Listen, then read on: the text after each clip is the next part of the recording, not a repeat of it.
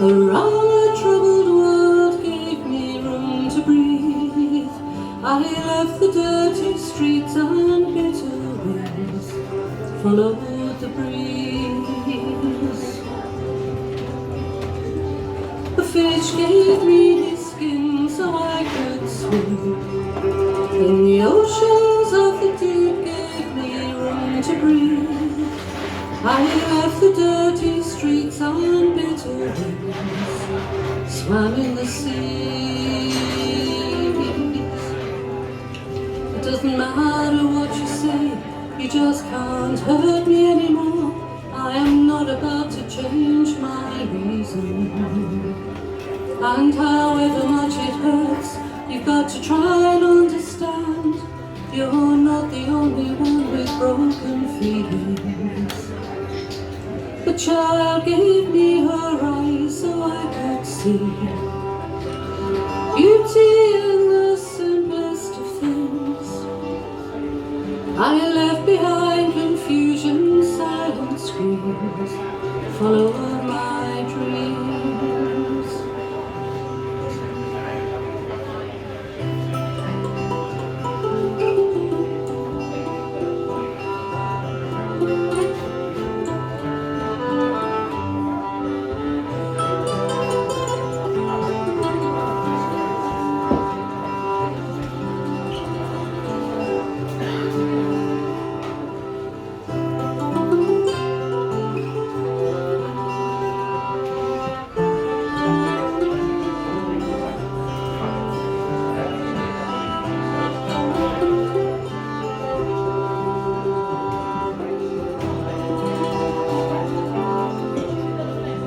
It doesn't matter what you say, you just can't hurt me anymore. I'm not about to change my reasons. However much it hurts, you've got to try and understand. You're not the only one with broken feelings. The child gave me her eyes so I could see beauty in the simplest of things. I left behind confusion, silent screams, followed my dreams, and followed my dreams, and followed my dreams.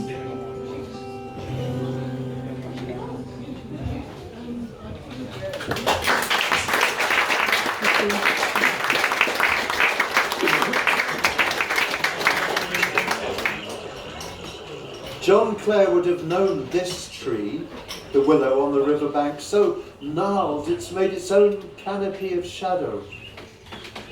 Too old to date, creaking every year with the knowledge of spring, returning an ancient grey grace.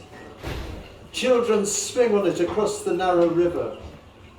The certainty of roots planted in water, taking them to lie in hawkweed grass and the meadow green.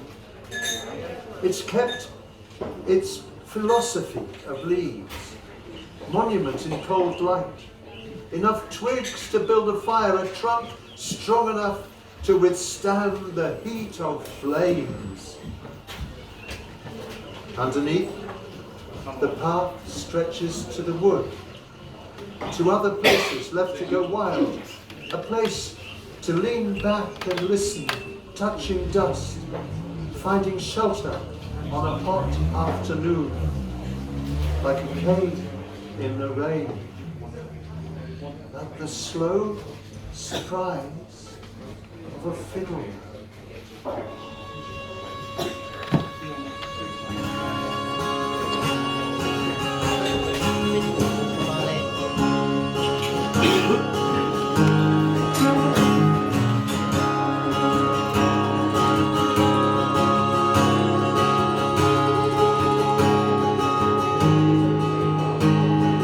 Don't try to love if your heart has not yet been broken. Don't try to poverty if your life's not forsaken. And don't sing of the sea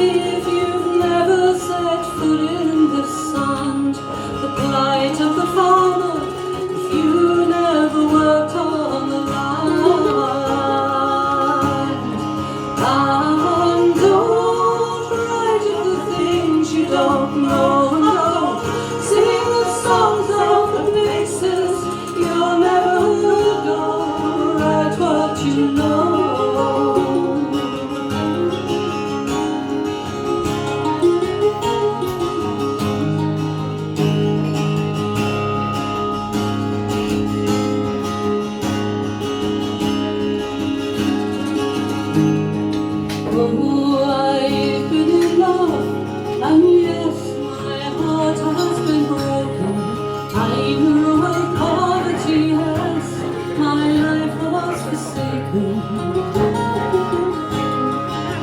And I'll sing of the sea, for I have walked in the sand. Right of the farmer, for I have worked on the land. And don't write of the things you don't know, and don't sing the songs of the places you'll never go. Write what you know.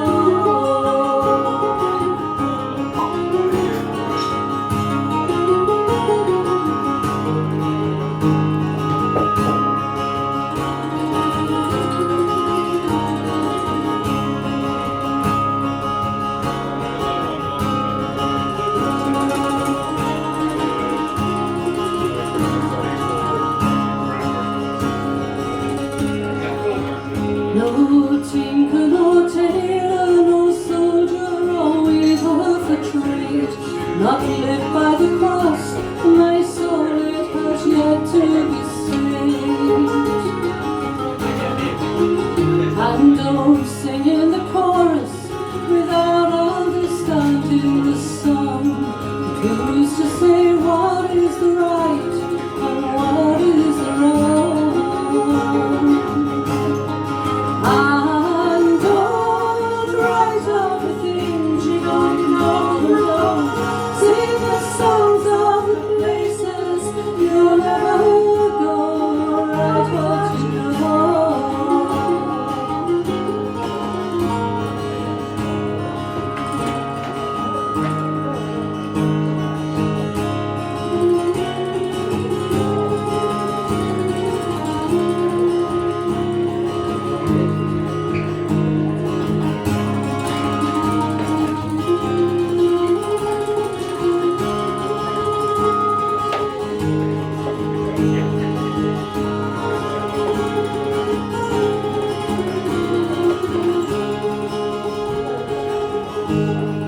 Well, this song has no reason, no rhyme, no beginning nor end. I'll sing it to enemies, I'll sing it to friends. And who makes the decisions in what we can do, and we say, you take your own path, I'll take my own in my way. And don't write of the things you don't know, and don't sing the songs of the places you'll never go. Write what you know. And don't write of the things you don't know, and don't sing the songs of the places you'll never go. Write what you know. Write what you know. Write what you know. Write what you know.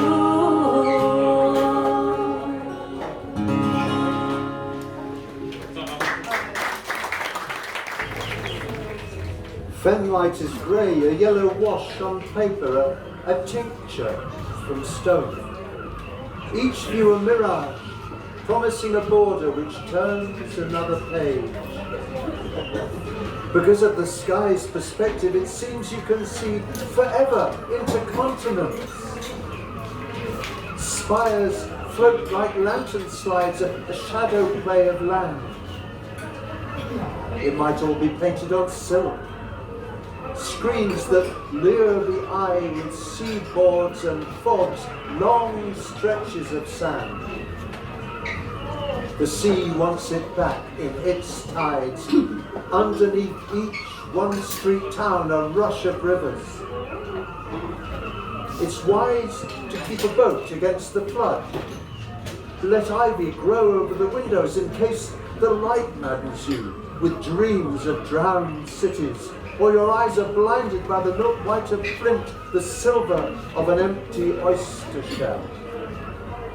So captivated you might be by its transience and mirrors, the pastel of houses clumped around the ponds.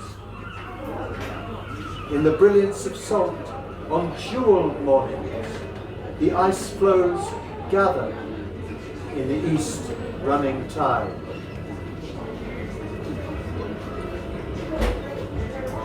Etheltrida on the island of Ely, surrounded by the circle of the sea, keeps her own counsel in her inherited country. In hovels and alleyways, they whisper her name, how she has given away her money and gowns, closed the world out to live on our island of women. They cross in boats, following her pilgrim's shoes, wanting those things she knows, to listen to the distant singing, to touch the mystery she has understood.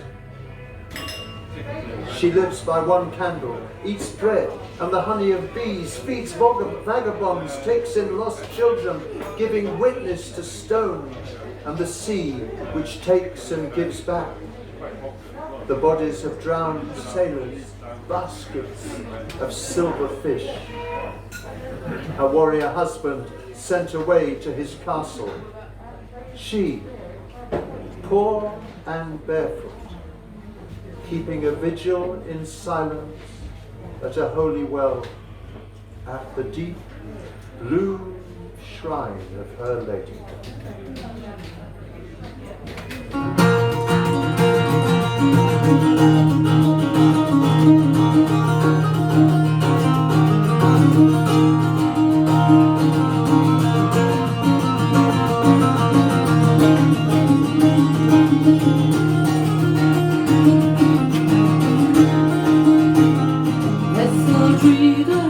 On the Isle of Ely, the island in the sea, keeps a counsel, keeps her own counsel in her inherited country, and by a blue shrine of Our Lady, she will pray before the host, and by a deep well of sacred water makes supplication to the cross.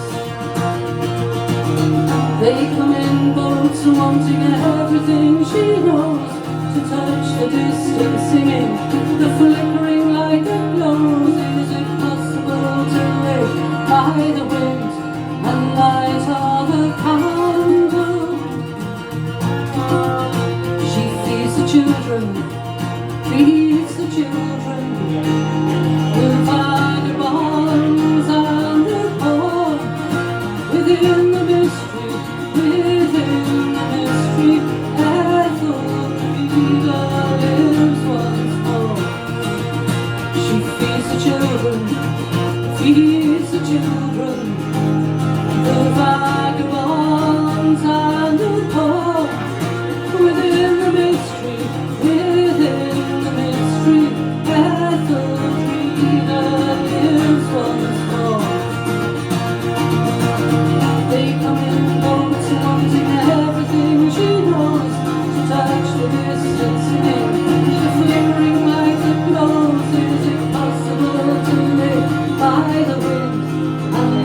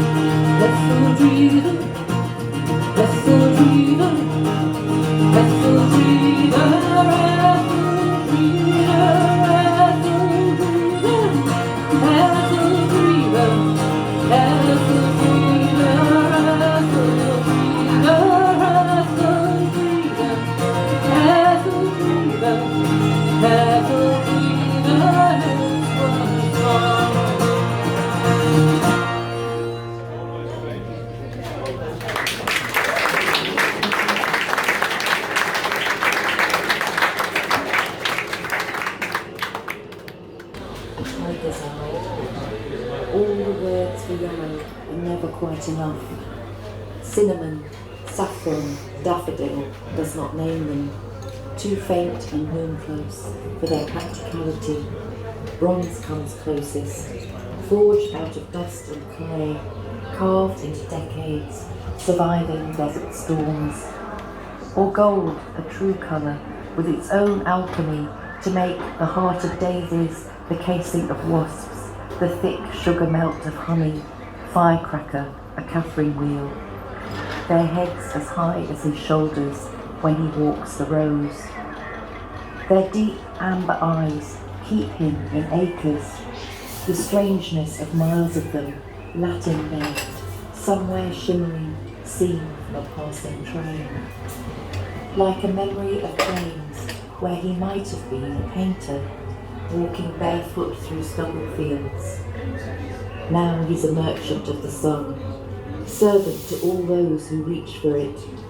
His harvest horses, the blonde colour of his children's hair, armfuls for city dwellers so that summer can take them across heavy furrows into the frames of fields. Their coins in return for light woven petals. Picasso parasol, topaz ring, straw matted circle, canary, butter, parchment, pods.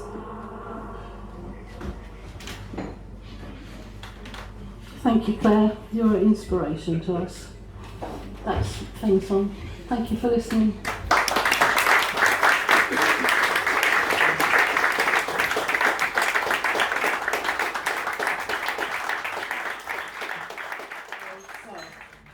Self-deprecating and camera shy, we had turned up to take photos, but warm and welcoming, ready with a joke and a chuckle, supportive of my work as always. Ian had made a splendid cake to celebrate the publication of my book, and we wandered the garden in spring sunshine. Less than a year later, I visited her again in Meldreth, by which time she was confined to bed. I took with me, rather apologetically, a box of Mr. Kipling's French fancies. There was no way these exceedingly good cakes would match up to Ian's baking. When I got home, I wrote this. It's called French Fancies. I arrived with an ostentation of tulips and a box of cakes, the kind a friend and I would always reach for in times of crisis.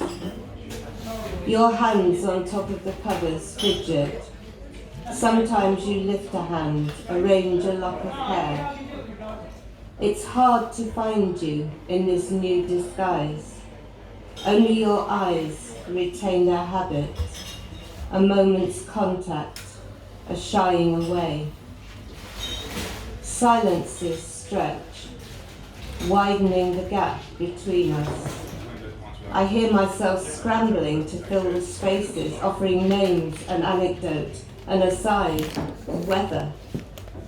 I read a poem, hastily chosen, hardly apt. You don't seem to mind. Batten on the poet's name. Promise to look him up next week. And his name hangs on, attaching itself to others, rubbing shoulders with those who could never have known, in a rich muddle of context and counterpoint. Words flicker, scraps of newsprint on the wind, a feather caught on a branch, there and then gone. A curtain flaps open, an instant's clarity, and shuts. Do you find visitors tiring, I ask? Exhausting, absolutely exhausting, you say. Leaving, I explain away my reluctance to hug. Instead, clutch your hand. It's a poor attempt at an honest goodbye, and if I could do it all again, I would. Though would I be braver, more present, given a second chance? I buy my own dose of French fancies on the way home. As the last synthetic sweetness lingers on my tongue, I remember you chuckling as you read from the side of the box, exceedingly good cakes. Friendship with Clare goes back more than 30 years, to northeast Cumbria, to the embryonic women's reading group we formed with one other teacher. An offshoot of that group is still thriving. I remember Clare looking radiant in primrose yellow on her wedding day in Brampton. Clare was a great enabler. She made it possible for a group of women, including myself, to be part of a production of Carol Churchill's play Top Girls in a village hall in northeast Cumbria for one night only. An ambitious undertaking for any, let alone a collection of would-be stars and reluctant also-rans, all absolutely amateur. Clare directed us with vision and patience. Whenever I hear the opening bars of Tom's Diner, the music that Clare chose to set the scene, I feel the thrill of nervous energy and see her walking out to introduce the performance. In fact, I'm still seeing her everywhere. In shops, on the street. I can't seem to get it into my head that she is really gone. I've accumulated a number of gifts from her over the years. Vibrantly coloured cotton scarves, the wooden cutout hen that hangs on my kitchen cupboard, the willow pattern cup and saucer, the miniature jug and tea light holder. And then there are the books, several lent and never returned, so that for months ahead I will lift a book off the shelf and find inside the familiar scrawl. Unfailingly generous, she was also an unswervingly loyal friend and support to me and my son Jack. I loved hearing her read, her characteristic modesty making her seem ill at ease. But there's a luminosity about her work that was reflected in her voice, bell-like in its clarity. I'd like to read the title poem of her collection, The Blue Hour. I heard Clare read it in Waterstones in Cambridge, and it seems to me a perfect evocation of time and place. One of those quietly unassuming poems that lingers long in the mind. It's called The Blue Hour at Brown's. Ice clinks in a bucket and a woman in a fur coat runs to kiss a man wearing a grey suit. Already girls on skyscraper heels and clouded in Chanel are ordering champagne. It is the hour of coming in. The afternoon has dissolved into dark. The revolving door propels others inwards from the street. Meetings reflected in the mirror behind the burnished bar. And then John said, I like making people cry, so I was furious with him. Anyway, it's over. Her mobile blinks away another life. I will never know, beginning, middle, end, what happens to the boy who leans to touch his girlfriend's face. The Blue Hour, loved by filmmakers, where day becomes dusk, night descending in low light from the lamps, and polite waiters polishing glasses, pretending not to listen. So I invent this winter intimacy, an old romance, where outside it is cold enough for snow. Hi there. I'm Bruce Hewitt, a friend of Clare who worked with her on many conservation projects. I will later read a poem from one of Clare's published collections. However, first I've been asked to read something on behalf of Tom and Dodie Sherrin, who unfortunately can't be here tonight. Words for Clare by Tom Sherrin. Clare was a rare human being with deep compassion for the mad and the half mad. We had some great sessions in Fulbourn Hospital with some of the most desperate and dangerous characters imaginable. Hers was a voice of true understanding, and she had a great intimacy with nature in all its forms. We were honoured to publish her poems in Going Back in 2003. From the poem 34 High Street. In the spring, the trees have a white blossom that falls like rain, petals thin as rice paper, small as sugar stars. On June evenings, we sit outside with friends, drinking wine and making conversation, and it seems in the half-light that the foresters stand amongst us like the old trees, their gnarled trunks hiding us from the road, leaning and weathered like ancient green dancers. Now for my contribution. Clare was an inspiration to me when we collaborated over many years, culminating in the Waterlight film project. She was always full of imaginative ideas for combining nature experiences with artistic performances provided by her extensive network of artist friends, and we've seen some of them here tonight. She was also brilliant at working with school children. One of the most magical events that I remember was a group of local children processing at night to the newly opened Stockbridge Meadows Nature Reserve in Melbourne with homemade Chinese lanterns inspired by Clare. And there Clare entertained them with poems, hot chocolate and marshmallows. I therefore felt very honoured when she included a poem about me entitled Written in the Bone in her collection, The Blue Hour, the one that has already been read from. In the poem, I'm called John. I was astonished how, in few but very expressive words, she managed to capture the essence of my character and interests and the sense of loss she felt when I was away.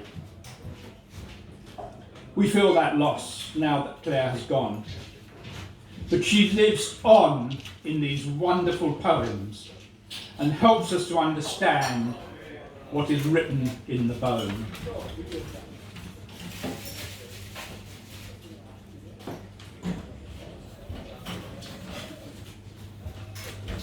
Written in the Bone by Clare Crossman. Why do I mind so much when my neighbour John is away? Is it because I know that he is not there to check accounts or to do the parish books or to be found digging on his allotment? I don't bump into him walking through the wood, his blue cotton cap and long white hair suggesting in another age they might have called him Prophet. Given that he is often hefting branches, cutting logs and wondering what will happen to the green.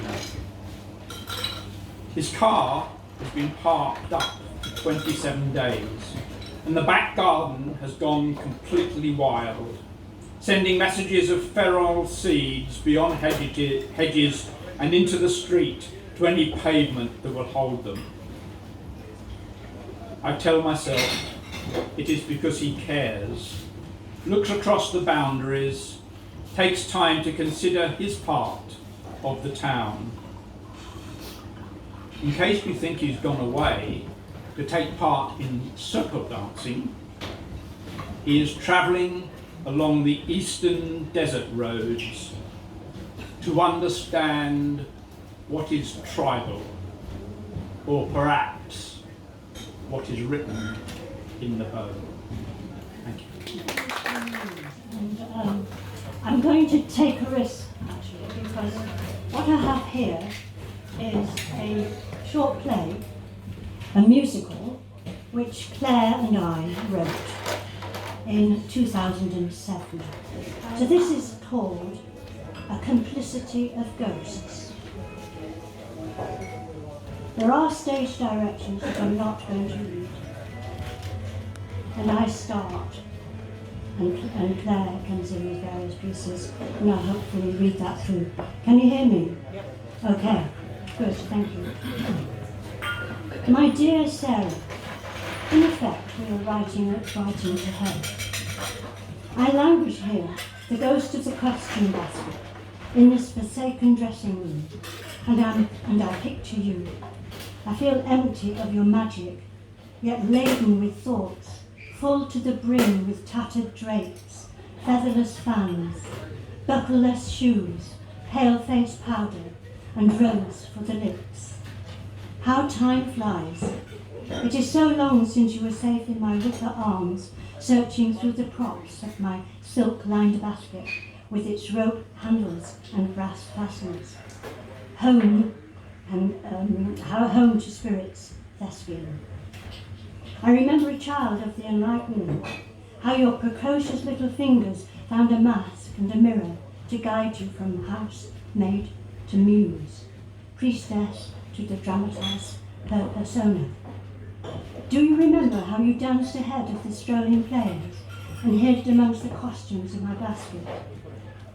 Too young for the centre stage, how you performed in the boys and the frogs, and the audience threw rotten apples at the frog princess and the fairy queen, not yet pubescent with the milk of human kindness.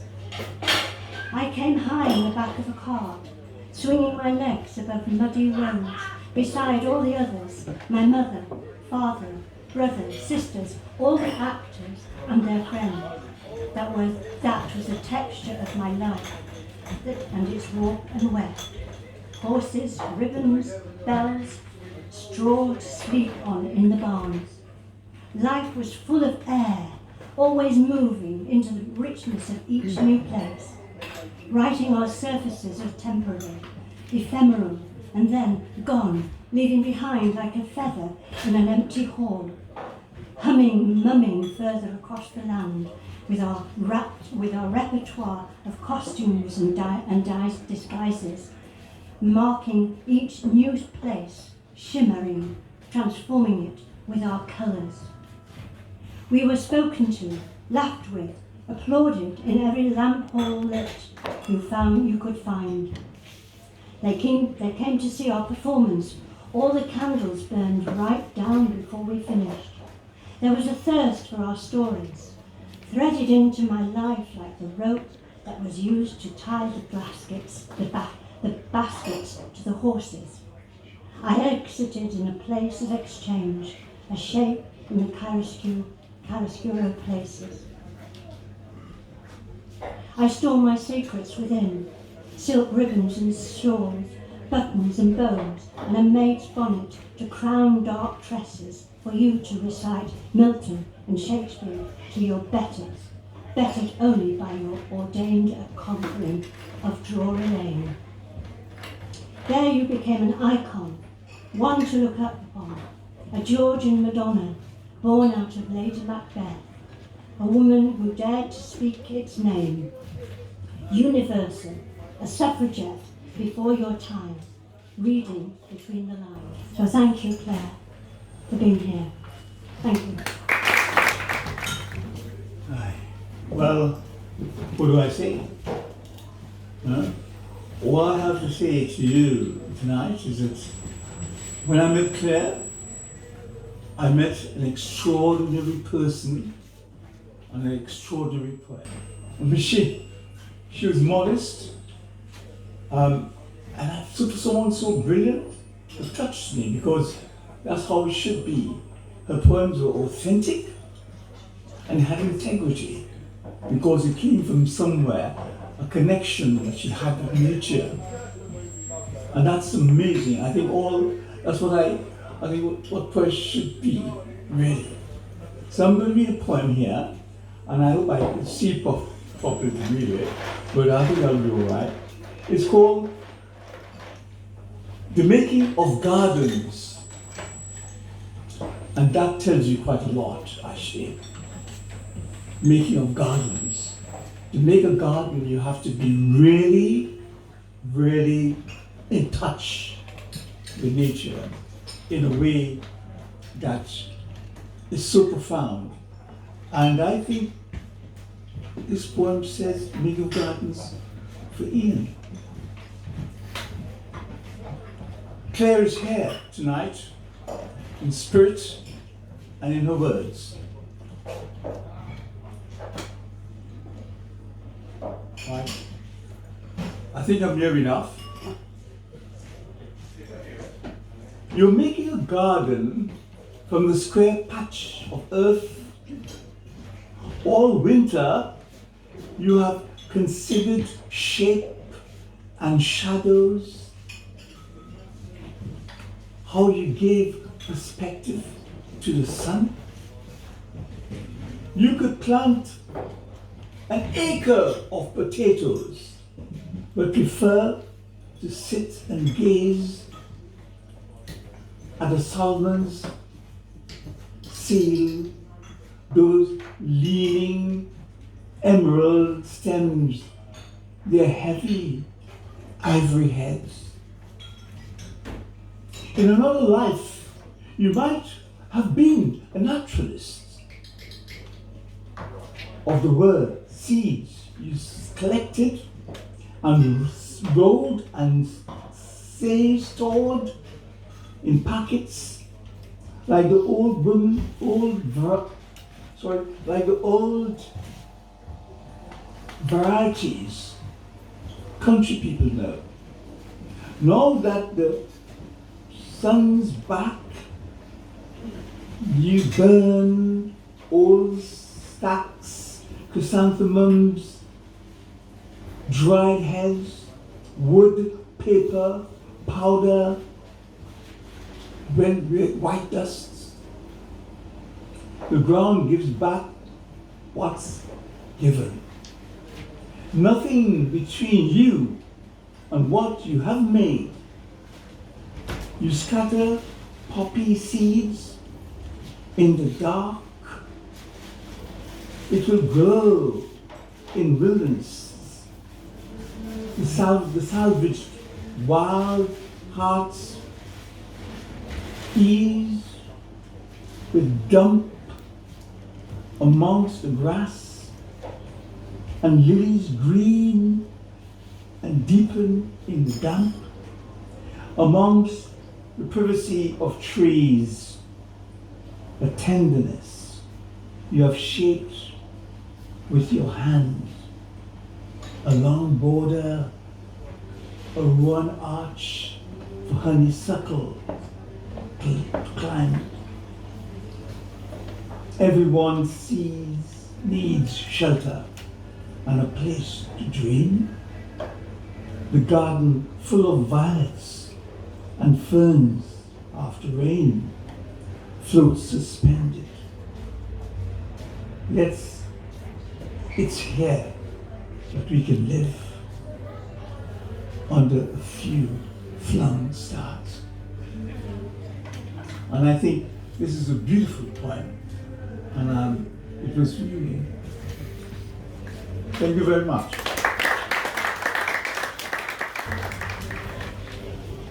I'm Jackie, J.S. Watts. Really chuffed to be reading here tonight amongst the readers, albeit I'd much rather I wasn't here because it would mean that Clare would still be amongst us. Ian said to pick a couple of poems, one of my own and one of Clare's, to read. And it got me thinking, and I suddenly realised the number of readings and events that Clare and I shared across the years, amazing number. Cambridgeshire, Suffolk, lots of places, many before we realised we lived in adjacent villages. And then we started writing together more closely, and we wrote a number of poem sequences with one poet kicking off with a poem and another one following on. And it's like, where do I start? Do I pick something from the Waterlight Project? What do I do? And then I thought, right, we're in the plough at Sheppreth, so I'm going to pick a couple of poems that relate directly to the plough at Sheppreth. I can't remember the event. It was probably a National Poetry Day event. And Claire said, well, we're all doing readings. Wouldn't it be great if we could get a poetry sequence going? We've done it before, so one of us writes a poem, and the other one writes a poem in response to it, and then another one writes back, and so forth and so on. And then she said, I'll conclude. I said, yeah, great idea, that's good. She said, right, well, let's do circuses. That's a bit out of my comfort zone. I don't normally write about circuses. I know I got all about circuses, but Claire was determined that we were going to do circuses. And we did. We wrote probably 6 or 7 poems. I'm just going to do 2 of them. But I have to say, I owe you, Claire, because having forced me to write circuses, the poem I'm going to read of mine actually went on to get kind of highly recommended and quite prestigious National Poetry Prize. So thank you, Claire, for forcing me out of my comfort zone. So I'm going to read 2, somewhere in the middle of the sequence. I'm actually going to start off with Claire's, because I think hers came before mine. Not totally sure after a couple of years. We share lots of images, but we have a very different approach to the circus. But you'll hear Claire's voice in her poem, which I'm going to start with. And Claire's poem is called Ariel. Today I am ready in tights, pink velvet leotard and high wire shoes. I woke early in the small white room, poured the cold coffee away from last night's cup. The birds outside the window dance and write in the dawn. They gave me the arabesques, cliff habitations, years ago. In my white painted face, black Pierrot's eyes, all the costume of Sky Theatre, they are with me. Acrobat. I climb trees too high to look down from, vaulted ravines, certain of my balance. The high wire is a stretch on which I tumble and arc, leap to stand on my hands, arrive on earth from a rope to bow in the light, taking applause. A changeling child, the one replaced from the other exchanged. Not from roots, but air, and like any other, my hands reached out to touch, while my hair grew to my shoulders. I learned growing songs. We sit in the hot canvas tent while we wait, drink tea, argue, and draw breath. Us, fire eaters, jugglers, throwers of knives, we have tamed lions, are capable of wings, fearless, aerial, plummet, rise, dare, tightrope walk. These are my people. We gallop away on the feathered horses. And this is my response. It's called ringed changes. You never know when the circus will call, or where it will take you. Trust me, see that tiger there, huge claws and teeth, all heavy hunger, was once a giant Tom, I kid you not. Swapped domesticity from wildlife in the ring, changed the stripes for bigger ones. That woman on the trapeze, flying high above the mouth-gape crowd, pink velvet plumage and sparkly sequins, was once a bird. Ignore the clown, he's just misery personified with a sharply painted smile. The feathered horses, each one a bona fide unicorn who sold the horn to be a circus star. The fire eater, roaring orange flame, one of the last dragons to hear the call. I knew a couple once, loved one another so much they joined a travelling show, became permanently conjoined twins. I also knew a man, woke up one morning to cold crusted coffee, stale sweat, and dried candy floss vomit, packed his bags there and then, and said goodbye to the circus to become an auditor. Pressed grey wool suit, crisp white shirt, and the occasional stray sequin. You never know when the circus will call. Oh, what a little sonny. Thank you, Claire.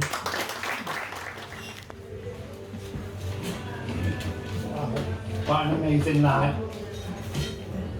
And it's like Claire being here. Some of you have said that sometimes you're walking down the street and somebody crosses the road and you think it's Claire. So you stop yourself. And Ian, I'd just like to say what a wonderful person Claire was for everybody. And, you asked me to read some poems that's connected to Claire. There's one here that she actually liked that I wrote, and I'll start with this one. Can you hear me? This is called Upon Grasmere Fell, bathed under the lapis lazuli sky, amongst the chorus of serenading crickets along our undulating path. Our ascent is punctuated with a host of milk chocolate vistas, born from a time that never was, but from versed music sheets of toil and sweat that claimed the fells. To a now sedate and manicured land, found open in all her splendour, graced by ducks sailing on the Tarn, the sentinel fluttering hawks and the swooning roars of swifts. Upon this splendid colour, two lovers and best friends weave their golden souls above Grasmere village, as William Wordsworth once wondered as a lonely cloud.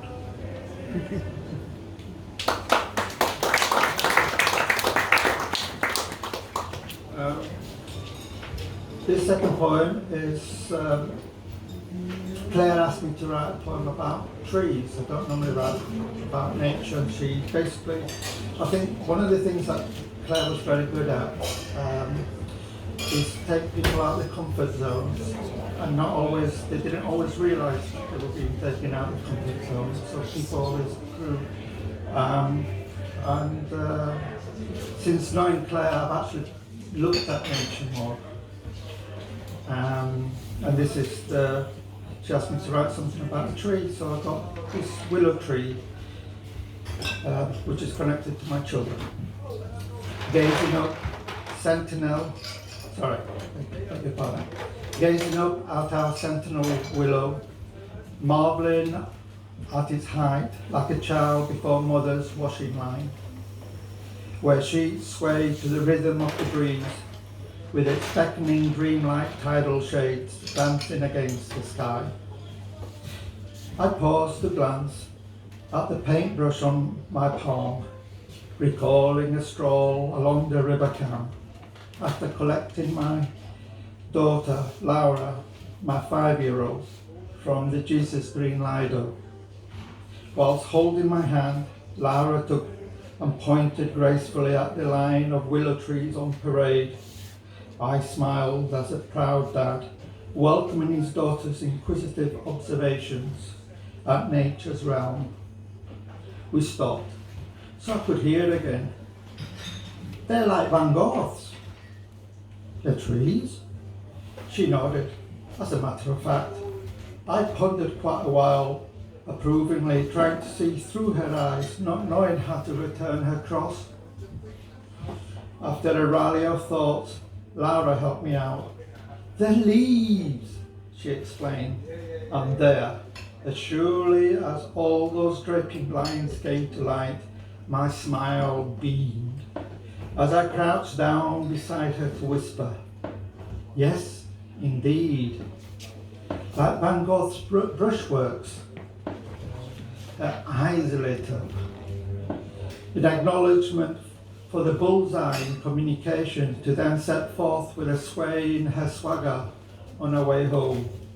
And now before me, from a twig we brought from the river's edge, the mighty colossus of willow fans graciously our garden, where my girls, Laura, Nicole and Sabella, drifted on the hammock and dangled from the swing on dreamy afternoons, with its yurt canopy embracing their fancies.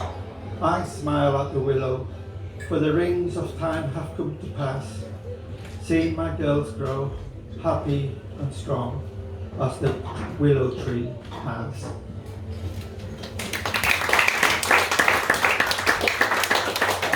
Just like to say one more thing.